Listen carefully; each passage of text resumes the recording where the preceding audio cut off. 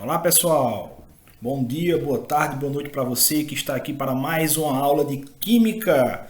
Hoje nós iremos continuar os estudos de termoquímica. Nas aulas passadas nós aprendemos um pouco sobre os fenômenos endotérmicos e exotérmicos, o que tem a ver esses fenômenos endotérmicos e exotérmicos com as mudanças de estados físicos das substâncias, e a partir de hoje nós iremos dar outro passo nesse estudo de termoquímica, estudando o conceito de entalpia e analisando as equações termoquímicas, tá certo? Pronto, então peguem lápis, caneta, papel para fazer suas anotações e vamos nessa. Bom, a primeira coisa que a gente precisa entender é o conceito de entalpia, tá certo? Bom, basicamente, pessoal, o que a gente chama de entalpia representa a energia, né, de um sistema químico, certo? A energia contida dentro das substâncias. Claro que se envolve os mecanismos da física quântica, né, os mecanismos de funcionamento das partículas atômicas. A movimentação das partículas atômicas é que gera essa energia que a gente conhece como entalpia, tá certo? Então, basicamente, não tem como a gente calcular a entalpia de um determinado sistema químico, tem como a gente calcular a sua variação, tá? Então, a gente vai focar basicamente, pessoal, nessa parte do nosso estudo, na análise da variação da entalpia de um sistema. E como é que a gente analisa, né, essa variação de entalpia dos sistemas? Basicamente, pessoal, a gente sabe que toda reação é composta de reagentes e produtos, e claro, eles vão apresentar suas entalpias, né? Dentro do que a gente tem como reação química, nós vamos ter os reagentes tendo uma determinada entalpia, ou seja, um determinado valor energético, e os produtos também apresentando um determinado valor energético. Bom, a diferença, vocês podem perceber aqui, a diferença entre essas energias, a diferença entre essas entalpias, é que vai trazer para a gente o famoso ΔH da reação, que representa a variação de energia, ou seja, a variação de entalpia do sistema, tá certo? Observem aqui que a entalpia é representada pela letra H, tá? E quando a gente vê um determinado valor de energia representando uma reação química, a gente geralmente encontra esse valor na forma desse ΔH, que representa a variação de entalpia do sistema, tá certo? Como é que ele é calculado? Entalpia final menos inicial do sistema, ou seja, a entalpia dos produtos da reação menos a entalpia dos reagentes da reação, tá certo? Então é muito simples calcular o ΔH de uma reação, né? Daqui a pouco eu falo mais sobre isso, tá certo?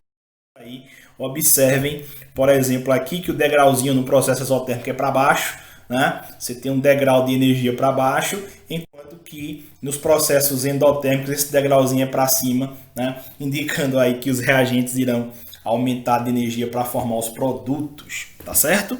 Então fica ligado nisso aí, tá ok, pessoal? Nos processos exotérmicos, a entalpia dos reagentes é maior que dos produtos. Nos endotérmicos, a entalpia dos reagentes é menor que nos produtos. E o ΔH aqui é maior que zero. Então, você está analisando uma reação química, está lá a equação descrita, aí do lado vem ΔH igual a tanto. Se esse valor for tiver um sinal positivo, só o sinal positivo nos faz entender que esse processo aí é endotérmico. Beleza? Vamos adiante, ok? Sinal positivo de ΔH é sinal de ganho de calor, de absorção de calor de processo endotérmico. Tá?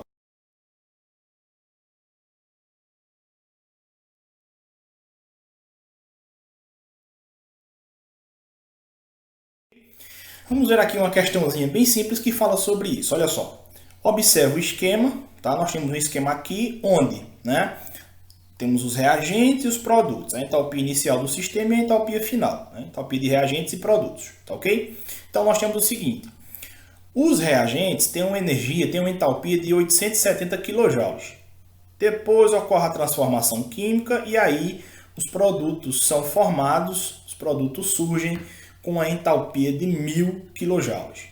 Então observe, de acordo com o esquema apresentado, podemos dizer que esse processo deverá ser Aí tem endotérmico com ΔH de menos 1870 kJ, endotérmico e absorver 130 kJ.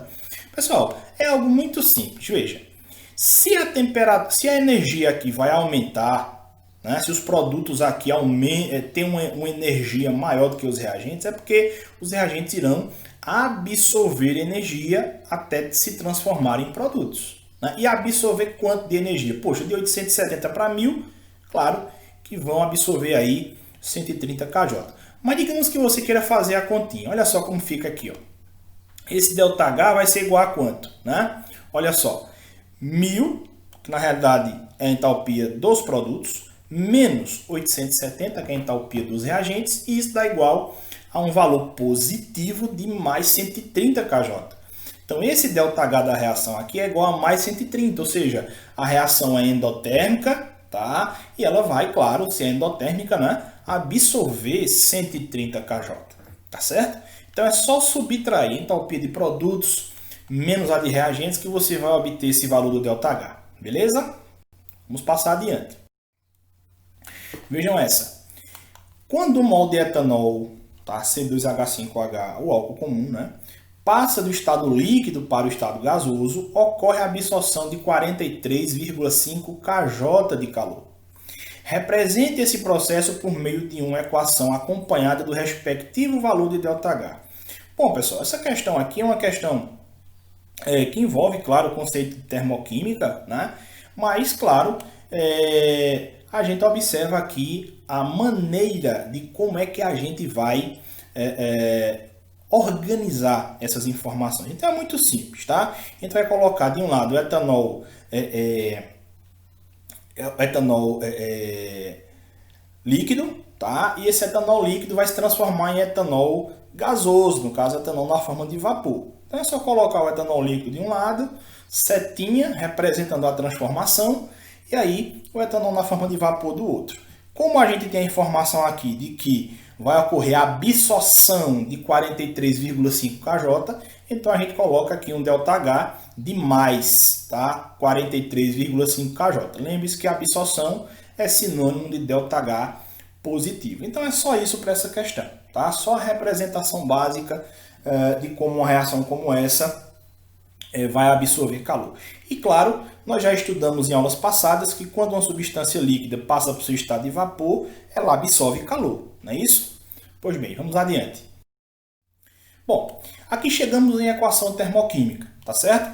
Basicamente, minha gente, uma equação termoquímica é uma equação química que traz informações sobre a energia envolvida no processo, tá ok? Então, o que acontece? Nesse processo de reação, né, nessa escrita, né, da reação química que envolve aí os calores envolvidos no processo, né, as energias envolvidas no processo, nós temos que ter a variação de entalpia da reação. Essa variação pode vir na forma de ΔH ou pode vir escrito no meio das substâncias, como eu já tinha mostrado em telas anteriores, tá? Os estados físicos das substâncias também é muito importante de se colocar, porque dependendo do estado físico, a entalpia da substância pode variar, tá? E uma coisa interessante é que quando a gente representa, né, uma reação através de uma equação termoquímica, é comum a gente trazer as informações dos estados do ambiente em que essa reação está acontecendo. Ou seja, é importante que a gente apresente a temperatura em que a reação está acontecendo e a pressão atmosférica, né, de onde o processo está acontecendo. Não apenas a pressão atmosférica, mas a pressão como um todo, tá? E geralmente, claro, como essas reações ocorrem, né, de maneira comum, de maneira simples, sem estar dentro de um reator, geralmente as temperaturas e as pressões são as temperaturas normais, né, as temperaturas comuns, vamos dizer assim, nesse caso de 25 graus Celsius e pressão de 1 atm, tá certo? Então, apenas informações que a gente precisa quando vai escrever uma equação termoquímica, tá ok? Então, veja, é muito importante que a gente entenda, tá, que a forma com que a gente representa essas equações termoquímicas, elas podem interferir nas entalpias das reações, né, nos valores de ΔH. Por exemplo, quando a gente muda as quantidades das espécies químicas, ou seja, quando a gente muda, né, a quantidade das substâncias que estão na reação, o ΔH varia, né, por uma questão estequiométrica. Ora, se eu represento aqui, né, a produção de 1 mol de água, veja, 1 mol de gás hidrogênio reage com meio mol de gás oxigênio para formar 1 mol de água líquida. Tá? Observa que o ΔH aqui é de menos 286 kJ. Logo, né, se o sinal é de menos, a gente entende que esse processo aqui é um processo exotérmico. Ok. Se a gente dobrar as quantidades, né, de nossos participantes, ou seja, se a gente aumentar a quantidade de hidrogênio, se a gente aumentar a quantidade de oxigênio, claro, aumentando a quantidade de água, se todos os participantes dobrarem de quantidades, né, por uma questão estequiométrica, o ΔH também vai dobrar o seu valor. Né? Se eu estou duplicando a quantidade de minhas substâncias, então o ΔH vai acompanhar essa proporção. Ele vai duplicar de valor também. Nesse caso, o ΔH muda de 286 para 572 kJ de liberação energética. Tá? O sinal não muda, é claro, mas o valor do ΔH vai mudar sim. Tá certo? Então, outra forma em que a gente pode notar diferença, né, entre os valores de ΔH, pela forma com que a gente representa as equações termoquímicas, é de acordo com o estado alotrópico, né, de alguns elementos químicos. Por exemplo, o carbono pode se encontrar na natureza de duas formas, basicamente. Ele pode estar na forma de grafito, pode estar na forma de diamante. Né? Então, se você tem uma reação química com carbono na forma de grafite, você tem um ΔH. Né? Esse caso aqui, o grafite reage com gás oxigênio, ocorre uma combustão e forma-se gás carbônico. Está aqui o ΔH de menos 393,1 kJ. Beleza, processo exotérmico, olha o sinalzinho negativo.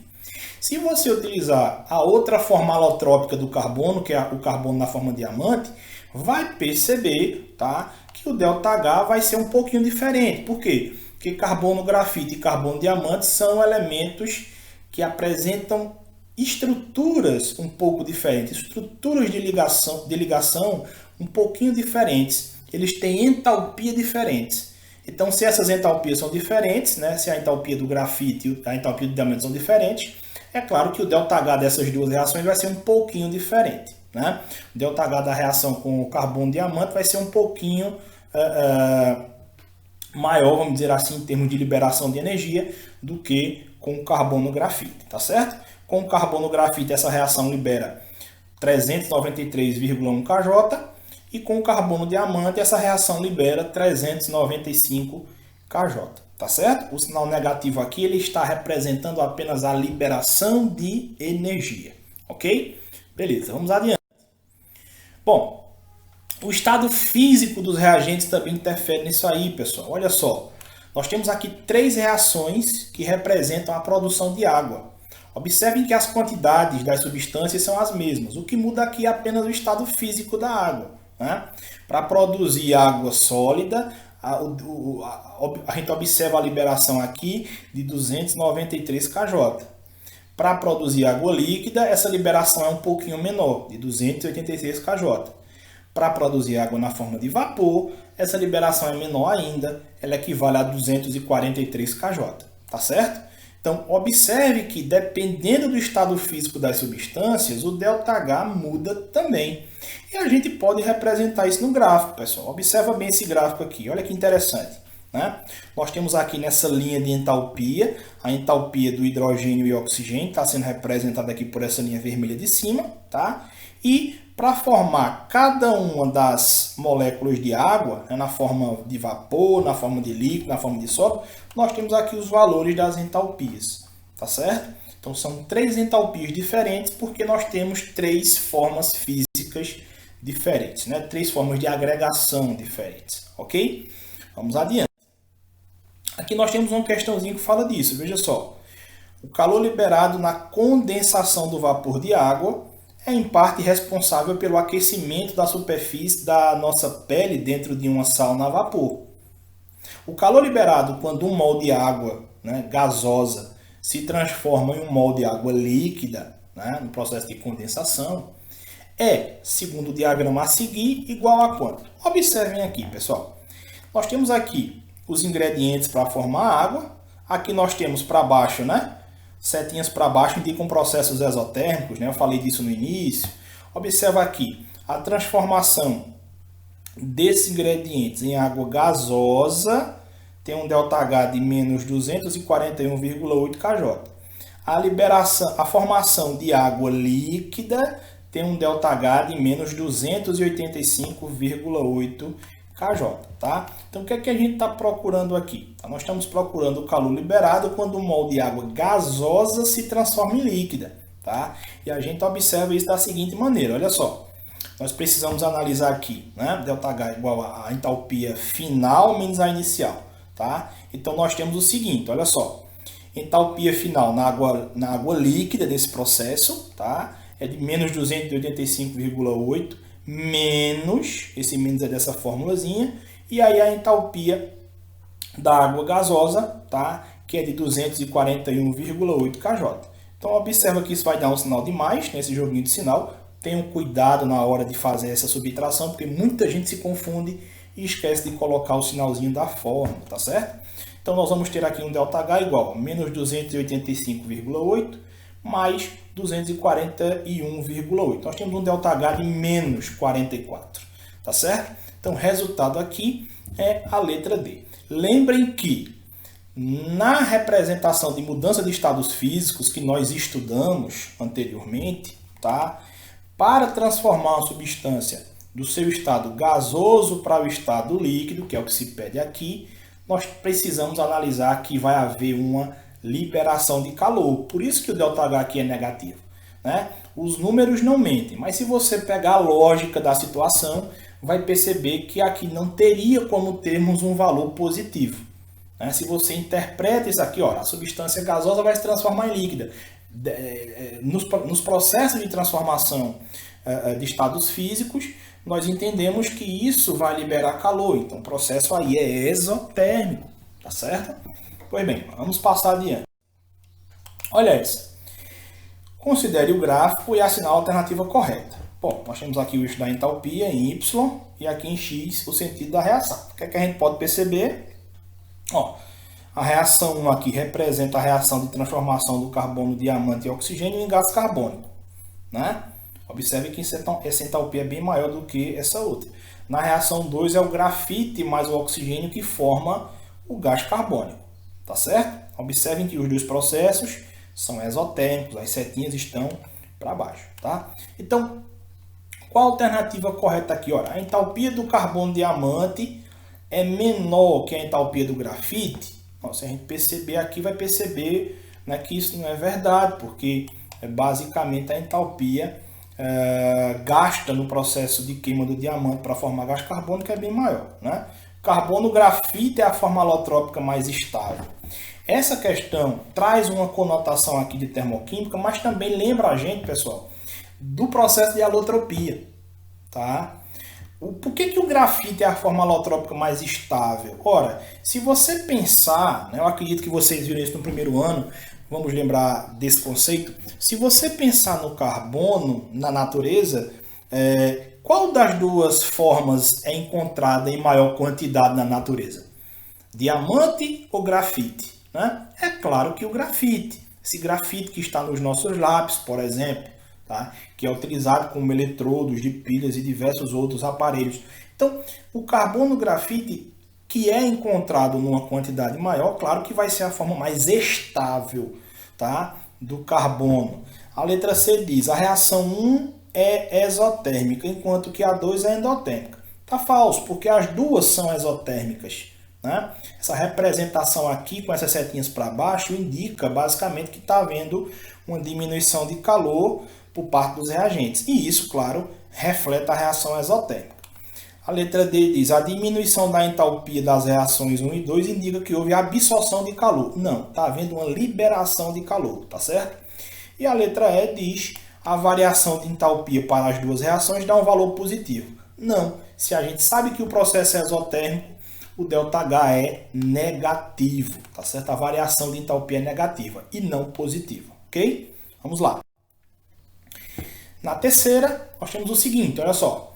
Para a reação do enxofre rômbico formando o enxofre monoclínico, pessoal, para quem não lembra, o enxofre rômbico e monoclínico são duas formas alotrópicas do enxofre, parecido com essa do carbono diamante e carbono grafite, tá? O enxofre também apresenta formas alotrópicas. Então, para a reação do enxofre rômbico se transformando em monoclínico, o valor da variação de entalpia em calorias, calculando-se com base no gráfico, observa aqui o seguinte, ó. Nós temos aqui um gráfico onde o eixo de Y representa a entalpia, né? Aqui nós temos o caminho da reação com enxofre rômbico e enxofre monoclínico. O que é que a gente pode perceber aqui? Ó, nós temos aqui que sair desse ponto, observe, nós temos que transformar o enxofre rômbico em enxofre monoclínico. Então nós temos que sair desse ponto e chegarmos nesse aqui, tá certo? Então, o que é que acontece? Olha só. Qual é, né, a entalpia final, qual é a entalpia inicial? A gente entende o seguinte, que a entalpia, pessoal, final é da entalpia do enxofre monoclínico. A gente precisa sair do rômbico e chegar no monoclínico. Então, o rômbico vai ser o reagente, tá? O monoclínico vai ser o produto. Então, a entalpia do produto menos a entalpia do reagente, tá certo? Nós temos aqui 0, que é a entalpia do nosso produto, entalpia 0, menos, tá? Fórmula, menos 100. Então, basicamente, o ΔH da reação é igual a mais 100 calorias, tá certo? A alternativa correta é a letra D. Observem que se a gente faz esse percurso aqui com a setinha para cima, a gente está indicando que a reação vai ter uma absorção de calor, uma absorção de energia. E toda absorção de energia é positiva, como se reflete aqui no resultado do ΔH.